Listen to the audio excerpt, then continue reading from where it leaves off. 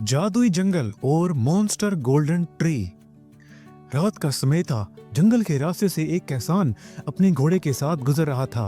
वो किसान बहुत दूर से चलते हुए आ रहा था। वो किसान और उसका घोड़ा बहुत थक चुके थे। उसका घोड़ा जंगल में एक जगह रुक जाता है और आवाजें निकालने लगता है।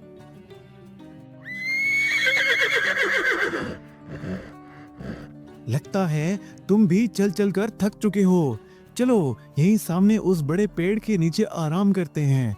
रात यहीं गुजार लेते हैं, सुबह फिर गांव की तरफ निकलेंगे।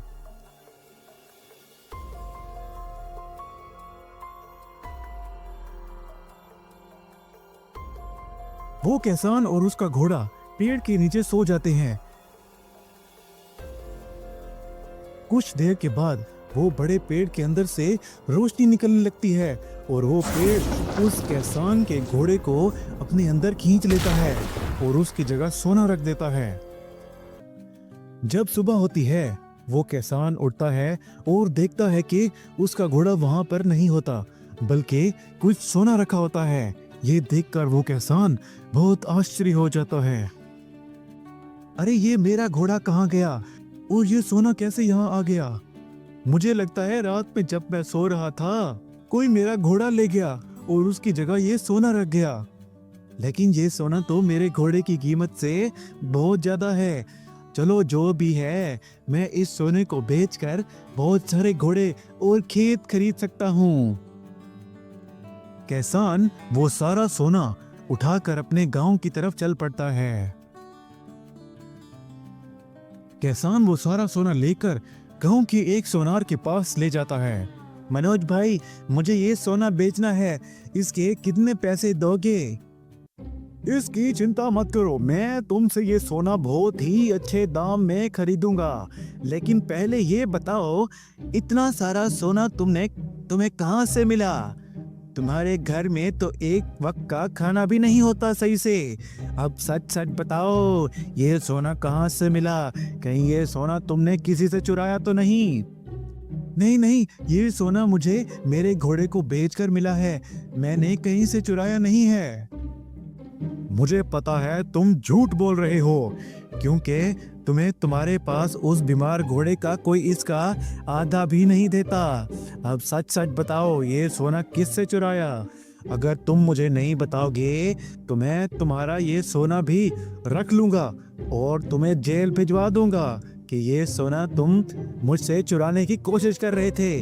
और चाहे तुम जितना भी सच बताओ, कोई भी तुम्हारी बात का यकीन नहीं करेगा। उस सोनार की ये बात सुनकर किसान बहुत डर जाता है और उस सोनार को सारी बात बताता है कि उसे वो सोना कैसे मिला। अच्छा, तो ये बात है। मुझे पहले से ही लग रहा था कि कुछ ना कुछ तो गड़बड़ है। ठीक है, तुम मुझे आज रात को जंगल में उसी जगह पर ले जाना जहां पर तुम्हें ये सोना मिला था। सारा सच पता चल जाएगा। जैसे ही रात होती है, वो सुनार और वो किसान दो घोड़े लेकर जंगल में उस पेड़ की तरफ निकल पड़ते हैं जहां पर उस किसान को सोना मिला था। वो चलते चलते उस पेड़ वाली जगह पर पहुंच जाते हैं। वो उन घोड़ों को उस पेड़ के साथ बांध देते हैं और किसान और सुनार उस पेड़ के नीचे सो जाते हैं। जैसे ही उन्हें नींद आती है, वो पेड़ एक मॉन्स्टर पेड़ में बदल जाता है और सोनार को अपने अंदर खींच लेता है और उसकी जगह बहुत सारा सोना रख देता है। जब सुबह किसान उठता है, वो देखता है वो सोनार वहां पर नहीं होता और उसकी जगह बहुत सारा सोना होता है। ये देखकर वो किसान कुछ सोचने लगता है। लगता है सोनार आधा सोना लेकर चला गया है और ये मेरे लिए छोड़ गया है और ये घोड़े भी मेरे लिए छोड़ गया। अब मैं अपने गांव वापस नहीं जाऊंगा। वहां सबको पता है मैं गरीब था और मेरे पास इतना सोना कैसे आया। मैं दूर किसी गांव जाता हूं और वहां रहूंगा। अब कोई मुझे नहीं जानता होगा तो उन्हें लगेगा कि मैं पहले ही अमीर था। वो किसान उन दोनों घोड़ों को और उस सारे सोने को लेकर किसी दूसरे गांव की तरफ निकल पड़ता है। किसान चलते चलते एक दूसरे गांव पहुंच जाता है और वहाँ उस गांव के एक सोनार के पास जाता है और उसे थोड़ा सा सोना देकर, मैं बहुत दूर से आया हूँ और इस गांव में व्यापार कराना चाहता हूँ। मुझे इस सोने के बदले जितने पैसे बनते हैं मुझे दे दो। पैसे तो मैं तुम्हें दे दूंगा, लेकिन तुम इस गांव में व्यापार नहीं कर पाओगे, क्योंकि यहाँ लाला सेठ किसी और को गांव में व्यापार नहीं करने देता। अगर कोई नया आदमी व्यापार करे तो लाला सेठ उसका व्यापार हटा देता है। अच्छा ठीक है, वो मैं देख लूंगा, तुम मुझे पैसे दो। वो किसान उस सुनार से पैसे लेकर वहां से चला जाता है। वो कुछ सोचते सोचते चलते हुए जा रहा होता है। व्यापार तो मैं इस गांव में करके ही रहूंगा, लेकिन पहले उस लाला सेठ को रास्ते से हटाना पड़ेगा और इसके लिए मेरे पास एक प्लान है।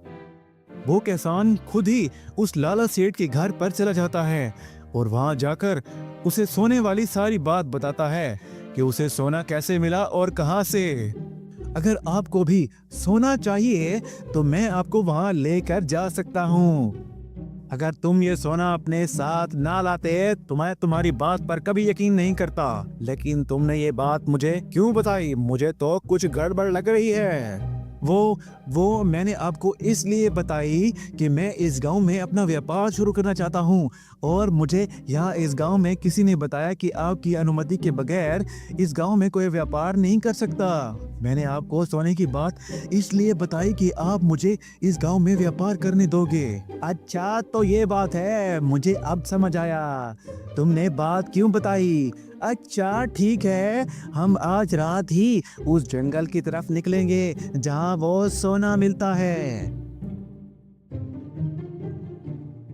रात हो जाती है और वो सेठ, उसके कुछ आदमी और किसान जंगल पहुंच जाते हैं। काफी देर चलने के बाद उस पेड़ के पास पहुंच जाते हैं। सेठ जी, यही है वो पेड़ जिसका मैंने बताया था। अच्छा तो अब हमें इस पेड़ के नीचे सोना होगा और सुबह उठते ही तो बहुत सारा सोना रखा होगा यहाँ।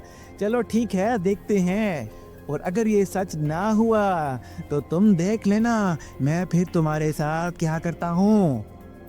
वो सब उस पेड़ के नीचे सो जाते हैं और जैसे ही उन सबको नींद आती है वो पेड़ एक दानव पेड़ में बदल जाता है और उस किसान को छोड़कर बाकी सबको अपने अंदर खींच लेता है। वहीं उस किसान की नींद भी खुल जाती है और वो उस पेड़ को दानव के रूप में देखकर बहुत डर जाता है और वहां से भाग जाता है।